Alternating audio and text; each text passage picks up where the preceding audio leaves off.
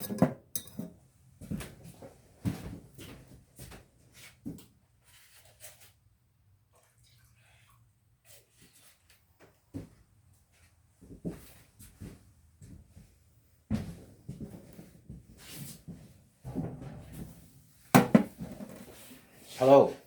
hello, welcome to Dillinger 101. Crazy world we're in out there, isn't there? My gosh, there's just no lack of topics that I could talk about that's going on in this world. It's just bizarro, right? I mean, it's just, wow, I tell you. So I went through this little inventory of maybe what, I should do a video on what, and I kind of shot a couple of videos, and I was like, man, those are more rants. Sounds like I'm ranting, and I don't want it to be the rant channel. So, but anyhow, and so I thought, well, I better just change the format a little bit. But I want to tell you a story. So I decided on this story. At one time I worked as a used car salesman. I know. You're like, it clicks now. That's that. I know now. Well, no, you're not the first person that said that to me. So anyhow, but I'll tell you what, I was a used car salesman for a very, very short time. I like to starve to death. Got some coffee. It's good stuff.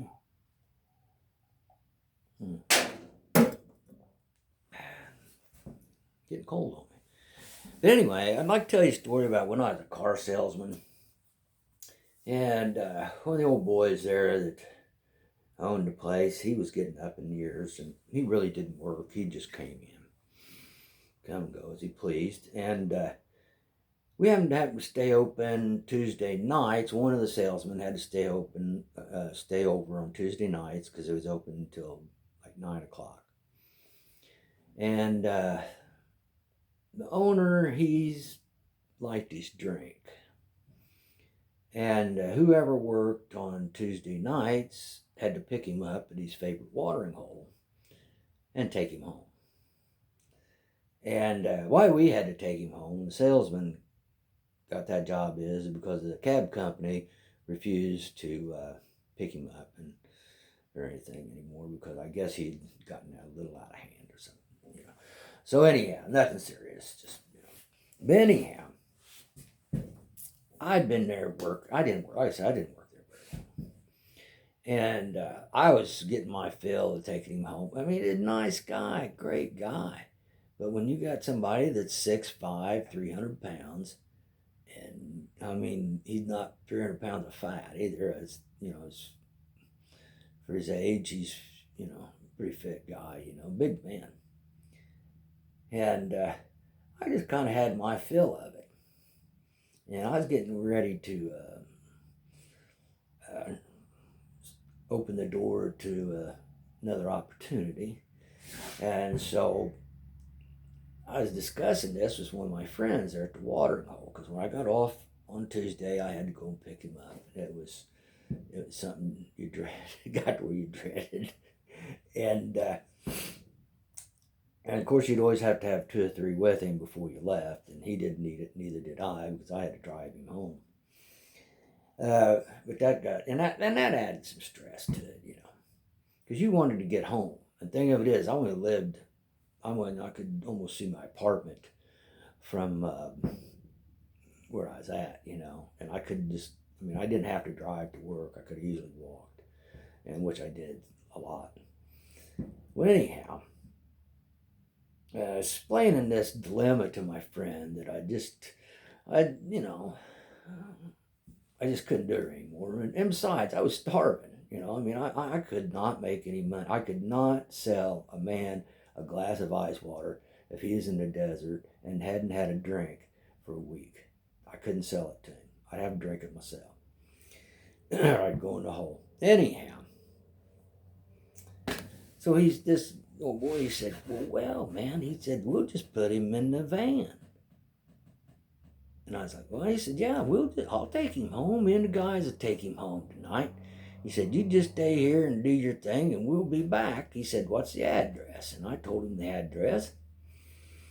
And he said, yeah. I said, well, man, I said, I'll get belligerent with you, And he said, hey, we got that cage across the, between the seats and stuff. He said, we'll just put him in the back of that van and he gets that way. We'll just shut them cage doors. Okay, I'm fine, try it. Because I was stepping out, I just done with it. And so they come back about 30 minutes later or so, and said, boy, he said, something's up. So boy said, something's up. He said, something's not right. And I said, well, boy, what do you mean? What's going on? He said, well, we couldn't find the key under the rock. I said, then there's a rock there, right? And he said, yeah, there's a rock there, but we couldn't find a key under it. He said, we had to get him in the house. Well, of course, this bunch had tools with them, and they removed the outer screen door, and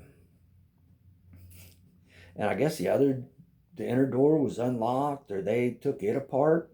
I don't know. I didn't get that far. And they said, yeah, we got him in the house, and there was no furniture. He said, there was nothing there. He said, his wife has left him. And I said, no, man. I said, she's went to their summer place in Arizona, and she'll be back in about 2 weeks. And he said, no, man. He said, everything's gone in there. He said, all we could do is set him down there on the floor and leave.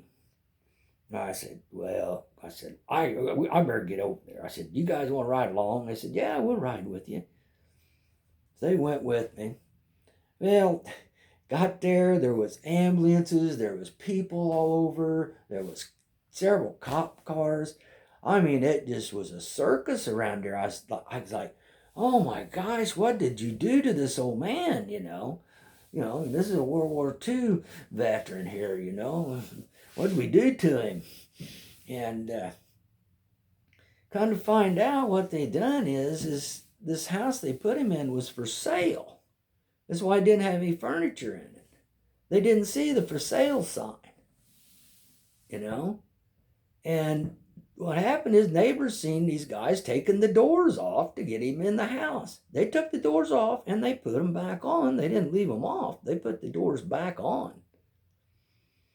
Okay? Well, I guess after they left, he realized he was in the wrong house. So he proceeds to get up and walk to his house, which is like 2 houses down. And of course, nobody's home there waiting on him. His wife was in Arizona. Well, I guess he had fell. And that brought the ambulance. And the police were there because somebody had broke into his house. And let me tell you, when we pulled up there and we got out of that car, I wasn't identified as one of them.